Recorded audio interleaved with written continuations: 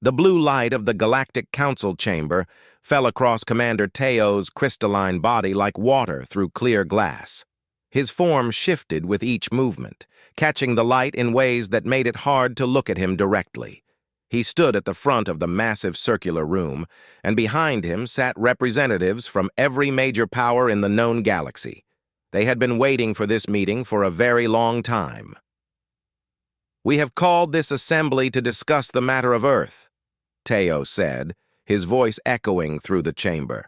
His words were slow and careful, the way a teacher speaks to students who need to understand something important. "A world that has ignored every attempt we have made to contact them. A world that has received 47 messages from this council and has answered with only silence." The other delegates shifted in their seats. Some of them had come from very far away. The trip to Meridian Station took weeks, even with the fastest ships. They did not appreciate wasting their time on a problem with no answer. Dr. Haywan looked up from her data screen. She was a Keltharian, which meant she had 3 arms and skin that changed color based on her mood. Right now, her skin was a worried shade of yellow. "Have we considered that Earth might be experiencing difficulties?" she asked quietly. "Perhaps their communication systems have failed. Perhaps they have suffered some kind of disaster." Teo made a sound that was almost like laughter. "They have had 200 years to fix their communications," he said. 200 years is enough time for a species to grow from nothing into something powerful. If Earth still cannot contact us after 2 centuries, then Earth is simply not worthy of our attention. Commander Teo moved across the front of the chamber, his feet making no sound on the smooth floor. He was dressed in the military uniform of the Vorthan Empire, all sharp lines and dark colors. His species had ruled their part of the galaxy for over 1,000 years. They did not often concern themselves with the problems of younger civilizations. "I propose we remove Earth from our registry," Teo continued. "I propose we reassign their stellar sector to the Zephyrian Collective, who will use it far better than a silent, dead world ever could. Earth has made its choice to reject the galaxy. The galaxy should reject Earth in return." The chamber fell silent. This was a serious suggestion. If Earth was removed from the registry, it would be as if they had never existed in the eyes of the galactic government. Ships would no longer be required to avoid their space. Trade would no longer be protected by galactic law. Earth would become exactly what the universe often created from its indifference: nothing. But Dr. Haywan was not ready to accept this. She had spent 30 years studying human history. She had read their old books and watched their old films. She had come to understand in her own way how humans thought and dreamed. "We cannot simply erase them," she said, her voice growing stronger. "We have a responsibility to investigate before we abandon them. What if we arrived at their world and found a great civilization waiting to join us? What would they think of a council that was too lazy to check on them?" "They would think we were wise," another delegate answered. This was Prime Minister Kos, a Zephyrian who ruled over 300 worlds. "I have studied Earth as well, Dr. Haywan. I have seen the reports. Their technology is outdated. Their weapons are ancient. They would be a burden to us, not a benefit. The resources required to integrate them into galactic society would be better spent on more promising civilizations." The argument continued for another hour. Some delegates agreed with Teo. Some agreed with Haywan. Most simply did not care either way. Earth was too far away. Earth was too small. Earth was too unimportant to matter. In the end, Teo had his way. The vote was held, and it was not even close. Earth would remain on the registry, but only in name. No more messages would be sent. No more ships would visit.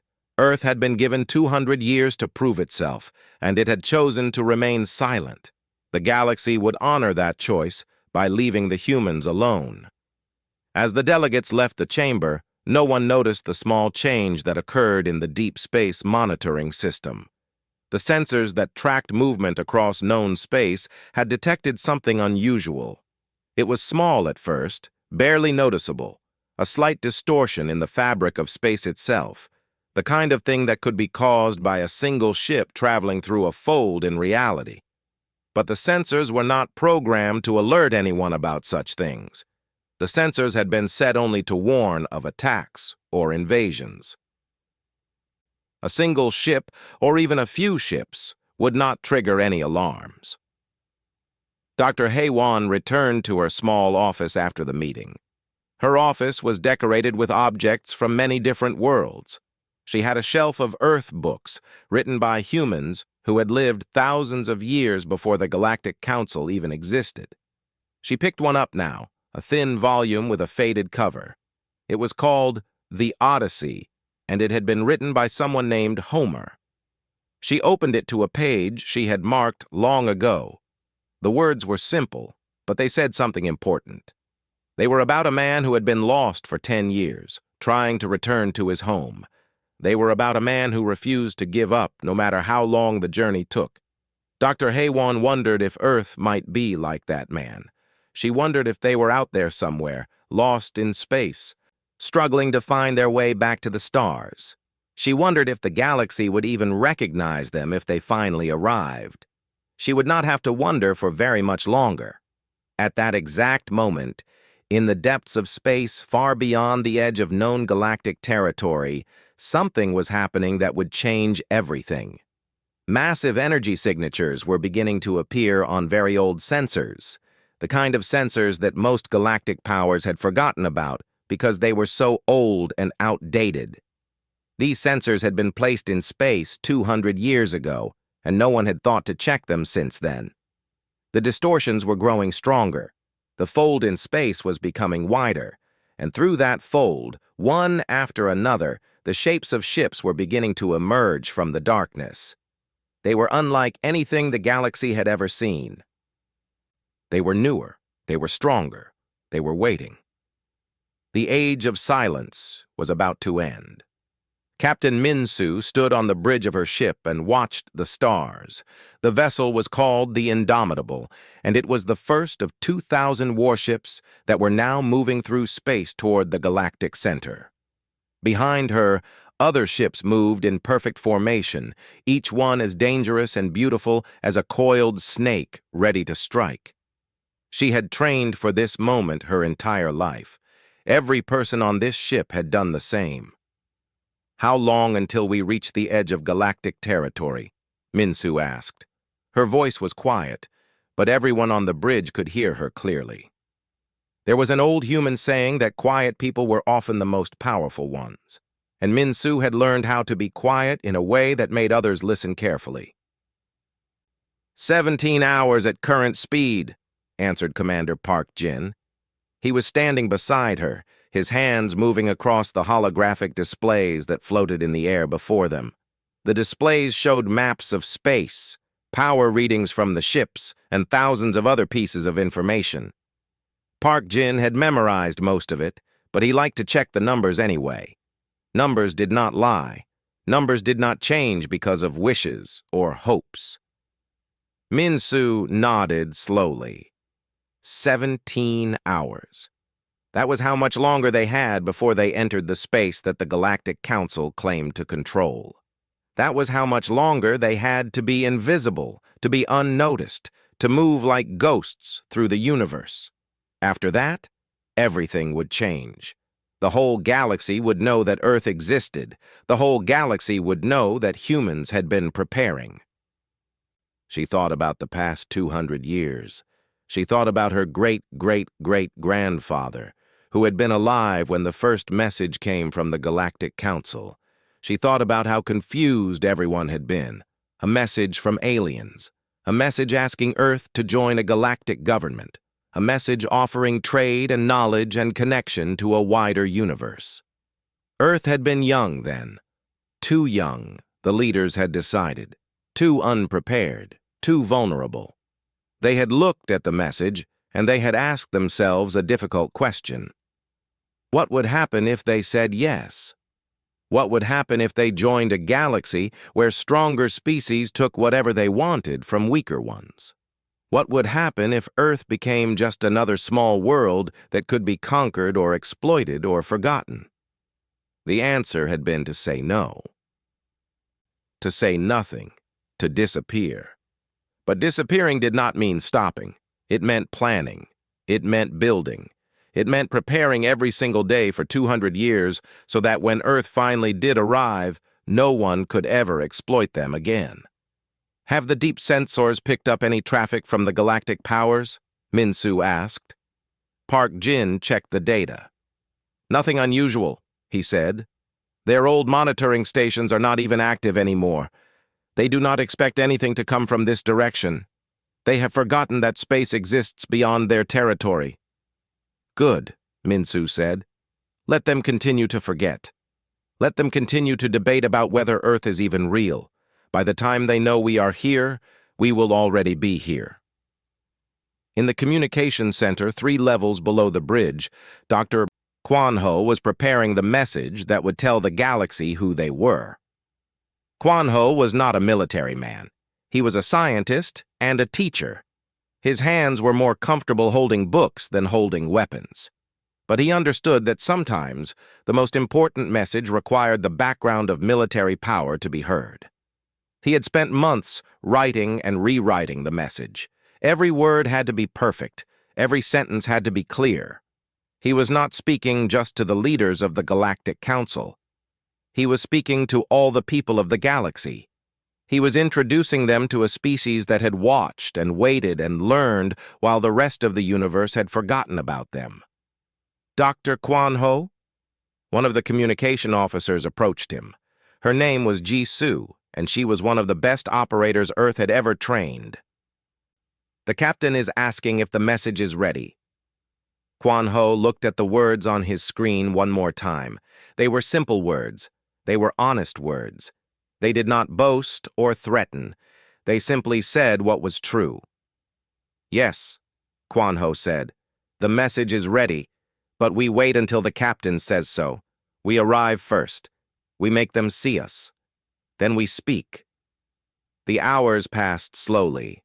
17 hours felt like 1,000 years when you were waiting for the moment that would change everything. The crew of the Indomitable moved quietly through their tasks. There was no celebration. There was no excitement. There was only focus. These were people who had been trained since birth to do exactly this thing, at exactly this moment. On the bridge, Minsu watched as the sensor readings began to change. The old monitoring stations of the Galactic Council were starting to see them now. The computer systems that had been sleeping for so long were beginning to wake up. In another moment, alarms would start to sound. In another moment, the entire galaxy would know that something massive was coming. "All ships, prepare for initial contact," Minsu said calmly. "Weapons systems on standby. Communications. Prepare for universal broadcast. Dr. Kwanho, stand by with the message." The moment came. It came with a flash of light on the sensors. It came with the first distortion wave hitting the old monitoring equipment. And it came with something that had not happened in 200 years. The Indomitable burst through the fold in space, like a whale breaking the surface of the ocean, and behind it, in perfectly ordered lines, came the rest of the 2,000 ships. They were enormous. They were covered in weapons that the galaxy had never seen before.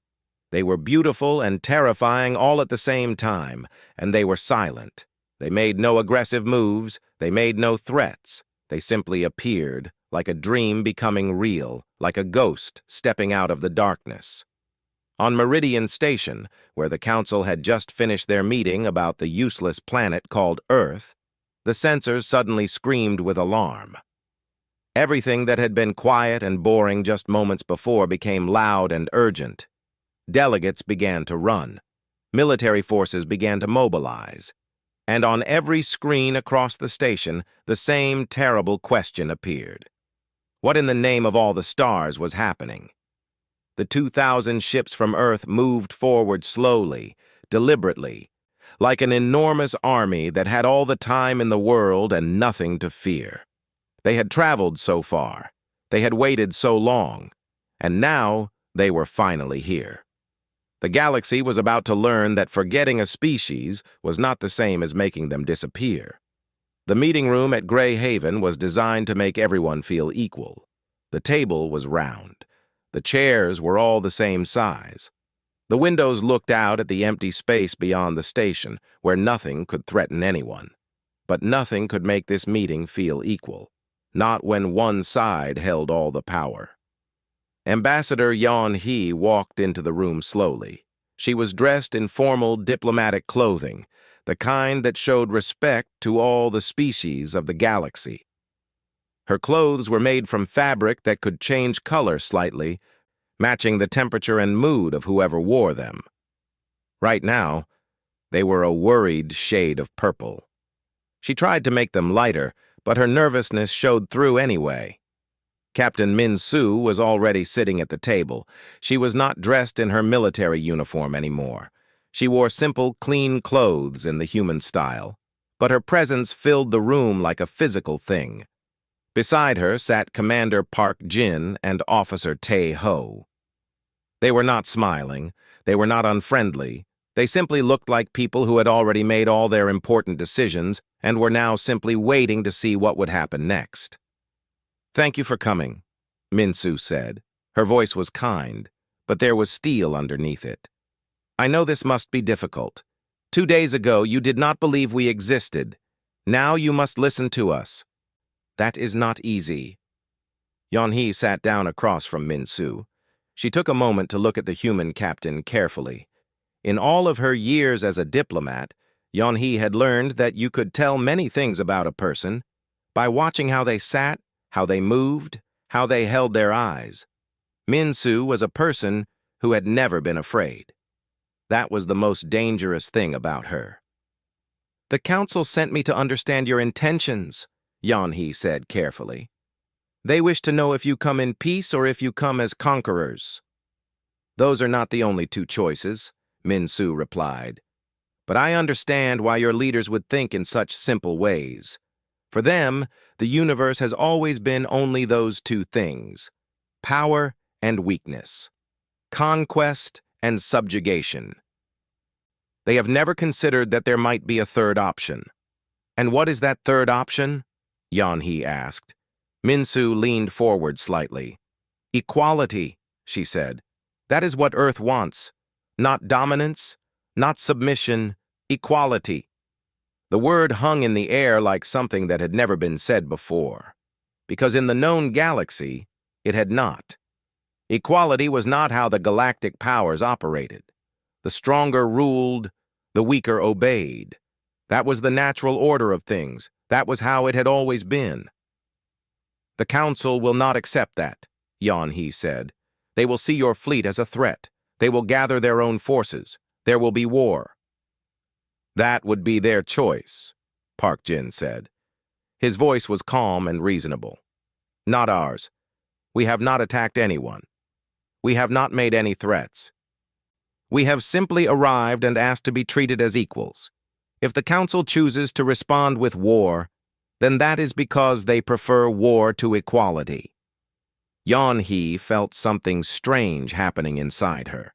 She had come to this meeting expecting to negotiate with an aggressive alien species. She had expected to use her years of training to find ways to reduce the danger. But instead, she was hearing the most reasonable things an alien had ever said to her. "Tell me about Earth," she said. "Tell me about your civilization. I have been reviewing your history since you arrived, but I want to hear it from you." Min Su stood up and walked to the window. She looked out at the empty space beyond the station.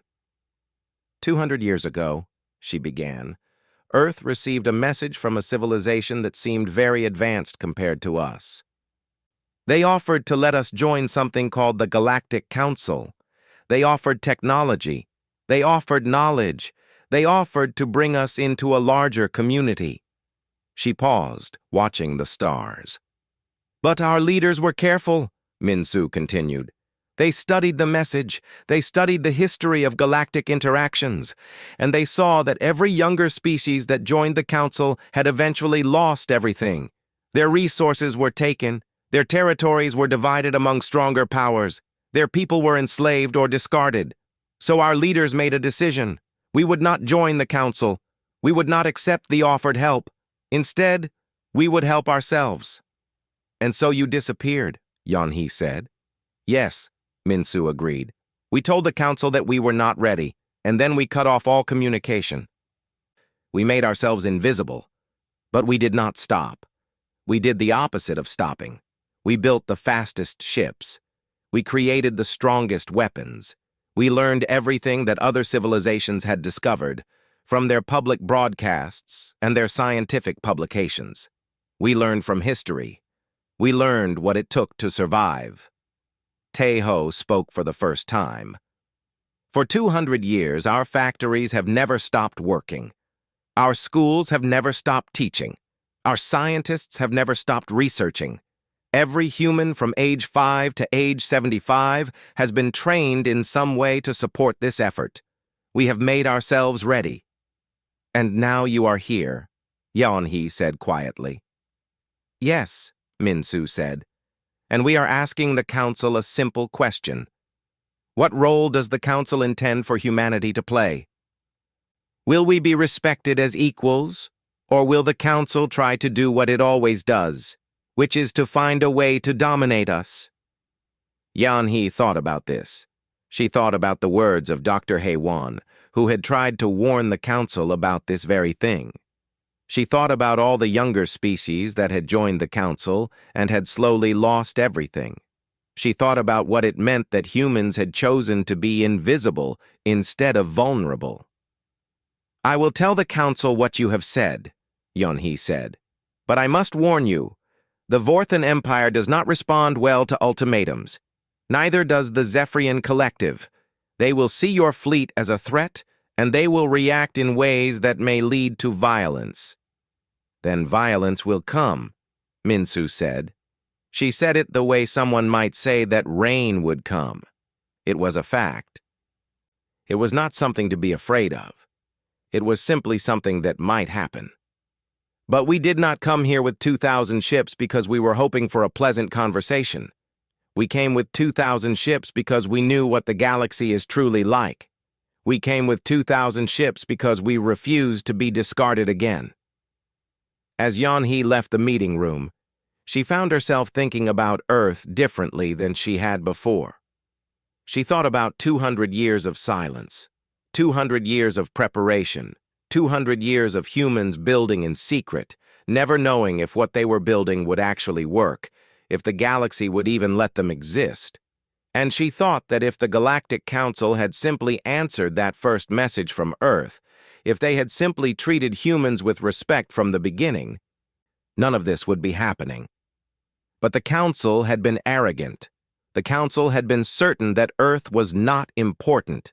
The Council had been wrong. The universe, it seemed, had finally found a way to teach the Council that lesson. The Galactic Council chamber had never been so full of noise and anger. Every delegate was shouting. Every representative of every major power was demanding that something be done about the humans. Military commanders were calling for ships to be deployed immediately. Scientists were running calculations on the weapons systems they could see on the human vessels. Traders were calculating how many resources they would lose if Earth became independent. No one was calm. No one was thinking clearly. In the middle of all this chaos, Dr. Haewon sat quietly. She was not shouting. She was not demanding anything. She was simply watching, and she was very glad that she had studied human history so carefully. General Park Jin appeared on a massive monitor that covered one entire wall of the chamber. Behind him stood rows of soldiers dressed in clean, professional uniforms.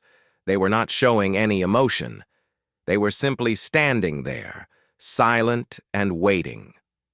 Behind the soldiers, the chamber they were in seemed to go back forever. Factories, shipyards, weapons facilities, all of them humming with activity, all of them producing materials that could be turned into more weapons, more ships, more power. The Earth asks that the Galactic Council listen carefully, Park Jin said. His voice was clear and strong, but it was not threatening. It was simply the voice of someone stating facts. We do not come to take anything. We do not come to destroy anything. We come to ask for respect. We come to ask for equality. We come to ask for a place at the table as partners, not as servants. Prime Minister Koss stood up and shouted, "You come with 2,000 warships and you speak of peace? You come uninvited to our territory and you demand respect? This is invasion. This is threat. This is war." Park Jin looked directly at the monitor that was showing Koss's face. "If we wanted war," he said quietly, "we would not be speaking to you now. We would simply be taking what we wanted. But we are not doing that. We are asking. We are proposing something different. We are proposing something that the Council has never truly accepted before. We are proposing that a younger civilization can advance quickly. We are proposing that strength does not have to come from age or conquest. We are proposing that humans have earned the right to exist as equals." Historian Li Tae stood up slowly. He had been listening to the arguments for hours, and he had finally heard enough. The other delegates fell silent because Li Tae rarely spoke. When he did speak, people listened. "I have spent my entire life studying the rise and fall of civilizations," Li Tae said. His voice was old and calm. "I have watched younger species join the Council. I have watched what happened to them. And I will tell you all what I have learned. Every single younger species that we have truly welcomed has eventually been conquered or absorbed. Every species that arrived weaker than us has eventually disappeared. This is not because we are evil. It is not because we plan to destroy them. It is simply because we are more powerful, and power naturally tries to grow." He paused and looked around the chamber. "But humans are different," Li Tae continued. "Humans took a message from us and they did not say yes immediately. They said no. They said they needed to prepare, and they spent 200 years preparing. In 200 years we have done almost nothing. We have fought small wars. We have traded resources. We have built small stations. But humans have changed everything. Their medical technology extends lifespan by centuries. Their energy generation is 3 times more efficient than ours. Their weapons systems are revolutionary. And most importantly, they have done all of this without our help. They did not conquer this knowledge. They created it." "What are you suggesting?" Commander Teo demanded. His crystalline form was shimmering with anger. "That we simply accept these barbarians into our midst? That we hand them everything they want?" "I am suggesting," Li Tae said carefully, "that we acknowledge the truth. Earth is no longer a younger civilization. Earth is not barbarians. Earth is a civilization that has made choices that we respect, even if we do not agree with them. And if we refuse to give them equality, we should be honest about what that means. It means we are choosing conflict. It means we are choosing to try to dominate them. And it means we will fail." "We will fail?" Dr. Haywan asked, standing up. "Can you explain how the strongest powers in the galaxy will fail against a single human civilization?" Li Tae nodded. "Because they have prepared," he said. "Because they have spent 200 years making every system, every weapon, every process better. Because they have had time to think about what they would do if they had to face us. And because they have 2,000 ships, all of which are more advanced than our oldest battlecruisers. We could send everything we have, and we would still lose many ships for every human ship we destroyed. And do you know what the worst part is?" He looked around the chamber. "The worst part is that they would be right to defeat us," Li Tae said. "They would be right because we had 200 years to treat them with respect, and instead we chose to ignore them. We had the chance to welcome them as friends, and instead, we treated them as if they did not exist. Now they have arrived to teach us what happens when you make an enemy of an intelligent, prepared civilization." The chamber fell silent. Not because everyone agreed, but because everyone understood that Li Tae was right. They could fight Earth. They could probably even defeat Earth in the end. But the cost would be enormous. Ships would be destroyed. Millions would die. And at the end of it, they would have gained nothing except the knowledge that they had made a terrible mistake. Commander Park Jin was still waiting on the monitor. He had heard everything that was said. "Earth will wait for 3 days," he said. 3 days for the Council to reach a decision. 3 days for you to choose whether you want peace or war. Choose peace, and you will find us to be good partners. Choose war, and you will learn what 200 years of preparation looks like in battle. The monitor went dark. Park Jin was gone. In the silence that followed, Teo stood up slowly. He was the most powerful military commander in the chamber. Everyone looked at him. "If we cannot beat them now, we will not beat them later," he said. "We should accept their offer. We should accept that the age of absolute power has ended, and we should hope that they are kind enough to accept us as equals, even though we did not show them kindness." It was not the answer that many delegates wanted, but it was the answer that many knew was true. Dr. Haywan found herself smiling slightly. She thought about the human book she had read, about the man who had traveled for so long to return home. Earth had been traveling through space and time for 200 years, and now, finally, they had arrived home. And the galaxy would have to make room for them at the table. There was no choice left. There never really had been. The treaty was signed on a neutral station, in a room that was decorated with symbols from every major civilization in the galaxy. Humans sat beside Vorthans. Keltharians worked with Zephyrians. Everyone was dressed formally. Everyone was trying to show that this was a new beginning, a new age, a time when cooperation might be more important than conquest. Dr. Quan Ho watched the signing ceremony from a secure location on Earth. He was sitting in his office looking at a screen that showed the moment when Ambassador Yeon Hee put her hand on the document. Her hand was small and delicate, but her signature would change history. It would change what everyone in the galaxy understood about power. It would change what everyone understood about respect. The treaty gave Earth 5 seats on the Galactic Council. 5 seats. The same number that the oldest, most powerful civilizations had earned over thousands of years. It had taken humanity 200 years in isolation to earn what it took other species millennia to achieve. But it was worth the wait. In the days after the treaty, things moved very quickly. The first galactic trade ship descended through Earth's atmosphere.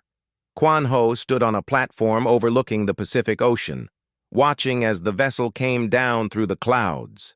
The sky lit up around it like a sunset made of fire and light.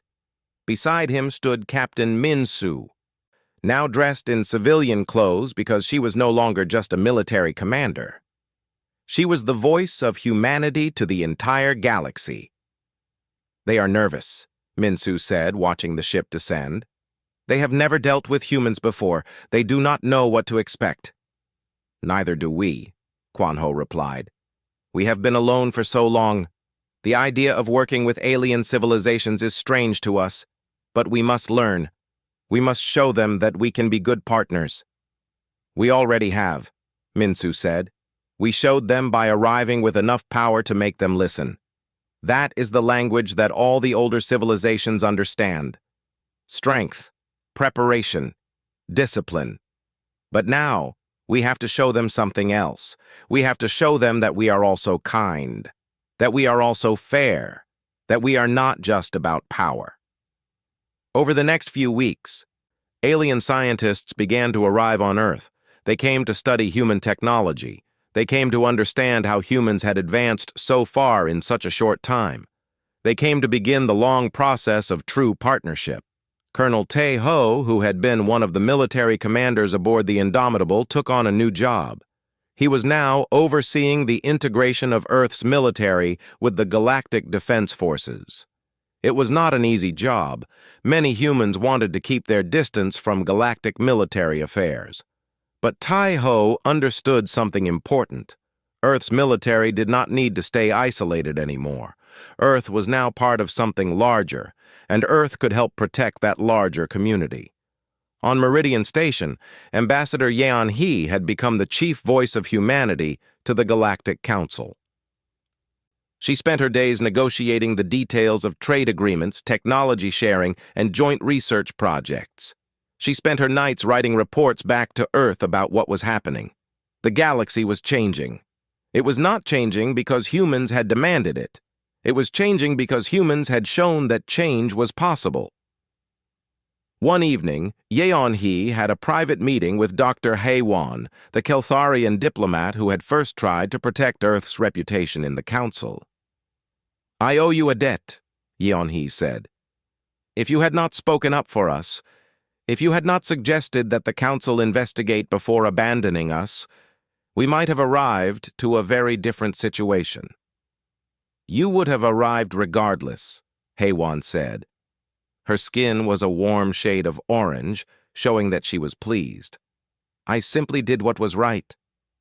I studied human history, and I saw that your species had never been one to accept being ignored. Sooner or later, you would have come to the stars. I just made sure the Council did not make things worse in the meantime." In the research facilities that had been built near Earth's major cities, scientists from 100 different worlds worked alongside humans. They shared knowledge, they created new technologies, they began the process of truly understanding each other. Officer Ji-woo, who had served on the Indomitable throughout the journey to the galaxy's center, now commanded a new facility in Earth orbit. It was called the Joint Research Station, and it represented the future of galactic cooperation. Humans and aliens worked together in laboratories and workshops, creating things that neither species could have created alone. Dr. Bao Min-kyung, a human historian who had spent her life studying the archives that Earth had kept from the old broadcasts of the Galactic Council, was invited to speak at a conference on Meridian Station. She talked about how history repeats itself. She talked about how every civilization, if given enough time and enough resources, could change the galaxy. She talked about how the galaxy had made a mistake in ignoring Earth. Captain Min-soo watched Earth from space now, from the bridge of a ship that was no longer called a warship, but an explorer vessel. The weapons had been removed. The armor had been softened. The ship was being converted into something designed for research and discovery rather than for battle. It was strange, she thought. Earth had built 2,000 ships to prove that they belonged in the galaxy. And now, instead of using them as weapons, humans were turning them into tools for learning and growth. But Min-soo did not regret this. This was always the plan. Humans did not want to conquer the galaxy. Humans simply wanted to exist as equals. They wanted to have a voice in decisions that affected them. They wanted to be treated with respect. And they wanted to help make the galaxy a better place, now that they finally had the chance to do so. In every spaceport across the known galaxy, humans began to appear. They worked as traders. They worked as scientists. They worked as teachers. They worked as engineers and pilots and researchers. Slowly, the idea that Earth was a dead or forgotten world completely disappeared. Earth was alive. Earth was powerful. Earth was here to stay. The 2,000 warships that had arrived with so much drama were being docked in shipyards and converted. Some would become research stations. Some would become trade vessels. Some would remain as military ships, but they would serve as defenders of peace rather than instruments of conquest. They were monuments to an age of isolation overcome. They were reminders that sometimes patience and preparation are more powerful than immediate action. Dr. Kwan Ho stood in his office one final time before it was being reorganized into a joint human-alien research center. He picked up the book that Hae-won had given him, a copy of Homer's Odyssey translated into human language. He opened it to a passage that seemed to describe what Earth had just accomplished. "It is no shame to struggle for a long time and face hardship, so long as the journey ends in a safe harbor," the passage read. And for the first time in 200 years, Earth had finally found that safe harbor, and the galaxy would never be the same again.